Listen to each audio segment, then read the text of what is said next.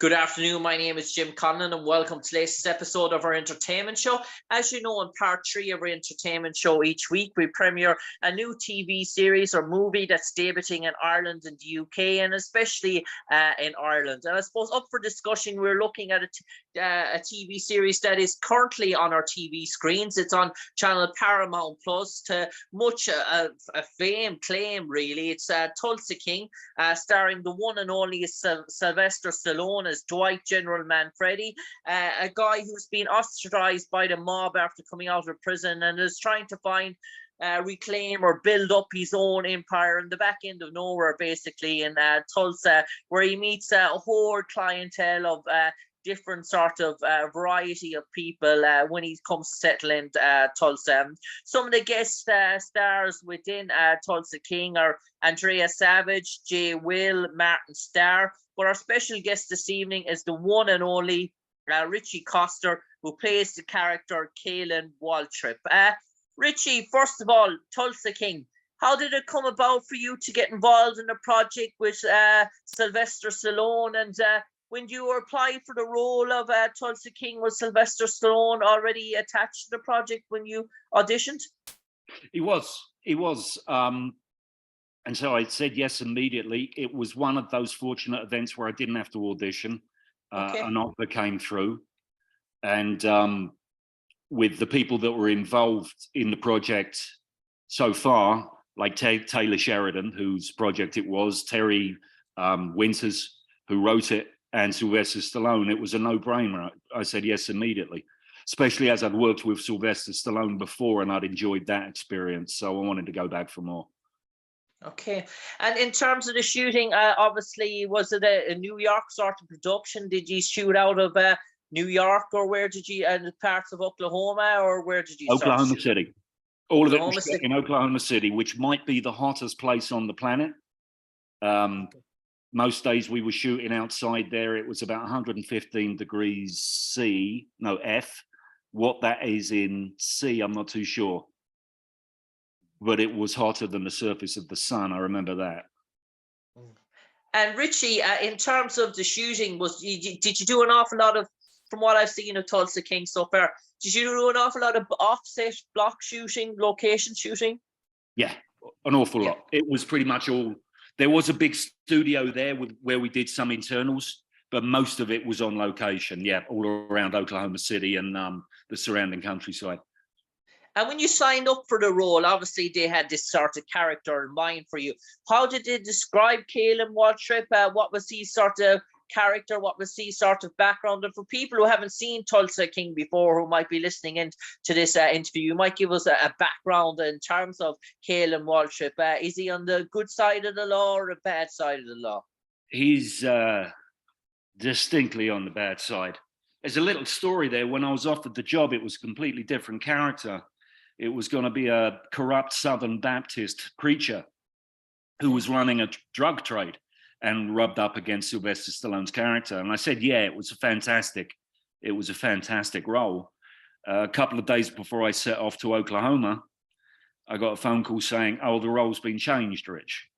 So now you're Caolan Waltrip, a leader of a motorcycle gang that runs a drug trade in nitrous, which is the trade that Sylvester Stallone's character is trying to get into. So that was a turnaround. I had to be nimble. In the character description, it said he was American, but with the slightest trace of a Northern Irish accent. And I called Terry Winter and I said, look, Terry, I'm pretty good at accents, but I'm not great. So I can give you something vaguely American, or I can give you something vaguely Irish. I can't give you something that's both. Yeah. So we decided to go for Irish. There's a big Irish contingent in Oklahoma and Oklahoma City. And there's also a very interesting prison gang specific to Oklahoma called the Irish Mob. So we thought it would be fitting to have him as an Irish character. So yeah, he's the leader of a motorcycle gang, the Black Macadam. And yeah, we run directly against Sylvester Stallone's intentions. It's a great character. Yeah. And Ritchie, obviously you did your homework. So in terms of the mob and the sort of biker gangs in Oklahoma to sort of familiarize yourself to try and get it as much towards the norm in terms of that character. Had you a particular sort of twist or sort of take that you wanted to take on? Was it like a Hell's Angels type of thing in terms of this sort of mobster, this sort of biker gang? Had you looked up previous sort of roles? Had you an indication, or just said, I want to go a bit off the norm here in terms of... I wanted to go a bit off the norm. I wanted to play him as... he's a very clever man, not quite as clever as he thinks he is. And I wanted there to be something poetic about him. So I can't say I did that much background research, but the interesting thing I did is that one of my favorite poems is Yeats' poem, An Irish Airman Foresees His Death. And I would recite that to myself before every take, and I don't know why exactly. It just seemed fitting. And that's the guy that I wanted to play, somebody that reads a lot of Yeats and maybe doesn't understand it all, but reads it nonetheless. And Jim, can I take this opportunity to say something? I'd just like to issue a formal apology for an Irish accent that might roam all over the island and might go to Scotland every now and again, might go mid-Atlantic. I didn't know how to do this. I thought of going to the Irish embassy and saying something, or taking out a one-page advertisement in one of the newspapers, but I'll just say it. Sorry if that accent wasn't very good. Ritchie, you should see how Americans actually try and handle my sort of accent in terms of that. It's sort of, they have to stumble 3 or 4 times in trying to, they have this sort of dialect. They don't understand that there's 5 or 6 dialects of Irish, sort of depending what part of the country you come from, whether it's the north, the south, or the west. So a Dublin accent is completely different to what a west of Ireland accent, or Northern Ireland, or a Donegal, where you'd have a real strong sort of wisp to it, like down the west sort of here in Ireland, the west sort of the Midwest. It's very different than what this major city of Dublin, where it's more hard, a sort of more dark, sort of scruntish sort of an accent. And the northern accent in is more wee, sort of, there's an awful lot of wee in it, like, you know, in terms of that. So yeah, look, Americans they think, well, if they don't hear a Dublin accent, they sort of panic straight away. So well, you say there's 5 major dialects. I think in the course of the episodes I might have hit all 5 and invented about 17 more. Yeah, but I suppose, Ritchie, where you come from, you know you very well. Someone who comes from Newcastle speaks an awful lot different than someone who comes from Liverpool. That's for sure, in terms of how they sort of sound as well. So, look, in terms of, I wouldn't take too much notice to that. And Ritchie, in terms of, you mentioned you've worked with Sylvester Stallone before. So, seeing style in terms of these days, in terms of his hunger, his appetite for the business, in terms of the constant sort of professional, is he still going as strong as ever? Is there any stages of him slowing down any bit? God forbid. We've seen Bruce Willis and 1 or 2 others recently have slowed down, and it's caught up to them. Is Sly still going as strong as ever? Yeah. I won't say his age. He's getting up there. I think he was shooting every day. He was there, like, on time, early every day. He worked all day in that blistering heat, and he'd be the last to go. And a professional, and all the time that both the times that I've worked with him, I've been struck by the fact that he's an actor.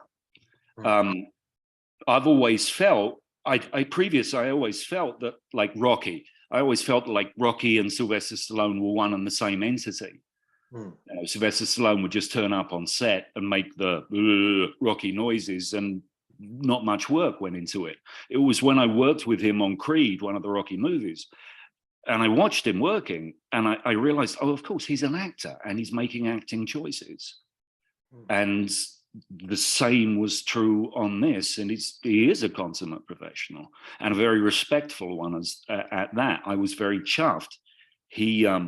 I won't go into the detail, but there are certain nods that one actor makes to another actor that are born out of respect and greasing the wheels and making sure that both people are getting as much as they can out of the experience. And they don't always come, those little nods. And every now and again over my career, I've rubbed up against some big actors that don't deign to do that sort of thing anymore. And he completely did. Like, we'd do a take and he'd walk over to me and say, okay, Rich, what would you like me to change? Does this work for you? Do you want to go in a different direction? That doesn't always come. And it was immensely gratifying to be treated with that respect by somebody that has always been in my life. I mean, I have no memories of life before I knew who Sylvester Stallone was. And I grew up on the good life. That's a good life, Ritchie. Yeah, absolutely. It really pleased me, and I wish him all the luck. And I think he's got, maybe he's got another 20 years in him. I don't know. And Ritchie, in terms of his character, Dwight Manfredi, in terms of, I've spoken to two sort of former mafiosas in the past in terms of a certain sort of entertainment, well, I wouldn't call it entertainment, but a more sort of true stories sort of section, which we did 2 years ago. I spoke to Michael Francis and John Alisi, sort of former crime bosses that worked in the mafia. Did you feel that this Dwight Manfredi character, is he based on the old sort of New York sort of mafia that you would see back in the 80s, 90s, these sort of guys, or has Stallone got his sort of different sort of take on this mafiosa sort of mobster? I think he certainly roots it in that, how to put this, the 70s, the 80s, the 90s, from what I know, there was a certain, what's the word? Elan. There was a certain... the Gottis and all that. Yeah, there was a showiness to them and a grandeur, the way they dressed, the way they carried themselves, because they knew they were princes of the city and they carried themselves accordingly. There was a flair to them, which is not to deny the ugly side of everything they did, but there was certainly something which lends itself to the screen. And Stallone certainly took that on. He softened the edges somewhat, let's put it that way. I'm sorry, that's my dog barking in the background. No problem in the world, Ritchie. I know there's one beside me here, but he's sleeping at the moment. But in terms of Tulsa King as well, in terms of, we know in terms of predicting mafiosa sort of characters and sort of thing, there's an awful lot of violence, and sometimes in reality, in real life, that violence is way over the top. Is this sort of tamed a bit? Is there a good bit of violence, but in terms of it's not going over what is deemed acceptable in terms of TV sort of viewing? There are one or two instances I can think of that are almost cartoonish. But for the most part, the violence is always ugly, but for the most part, the violence is a little soft in this show, perhaps even comic. Okay. Because the whole show was about, to a certain extent, was about the character embracing a different sort of life, but still finding that swinging a punch or hitting someone with a baseball bat still gets you quite far in this world and still able to do those things. But apart from, I'd say, one or two instances, nobody's going to be averting their eyes from the screen. Let's put it that way. Okay.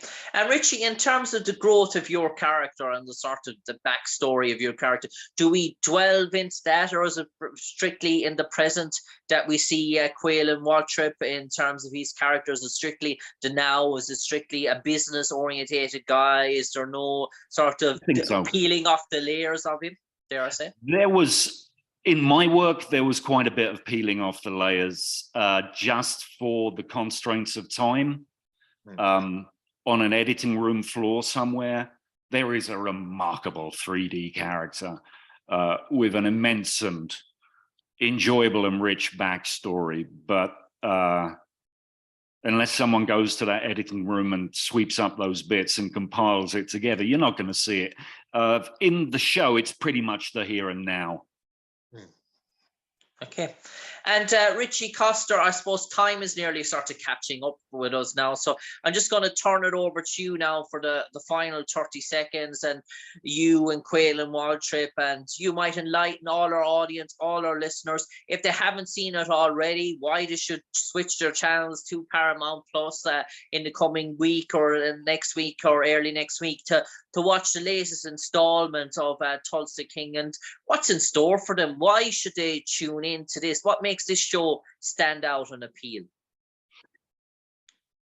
The thing that really appealed in the first script that I read was that I couldn't pin it down what this show was. And I think that goes through the whole season, is that you're going to expect one thing and find another. And then you're going to expect that, and it's going to do another U-turn and become something else. I've been watching it. I knew the scripts. I'm still finding it constantly surprising. And this is not a word I use lightly. I find it quite delightful, as a matter of fact, and I laugh out loud at it. And I knew the jokes previous. It's a very engaging show. It has a languid pace, which kind of suits the Oklahoma climate. But that's not to say that it's slow or dull. It's nimble and it dances, and I think you'll have a very enjoyable time following it where it goes. On that note, the dancing feet of the Tulsa King, the one and only Sylvester Stallone, but to the one and only Caolan Waltrip, who played by Ritchie Coster, our special guest this evening, to talk and promote about Tulsa King on Paramount Plus. For me, Jim Conlan, to you, Ritchie Coster, stay safe, take care, God bless, and dare I say, don't be too worried about the Irish dialect and the Irish accent. There's future times to improve on it, and we're not going to take it to heart, Ritchie. Bless you. Thanks very much, Jim. Cheers. Take care, Ritchie. Take care, bud.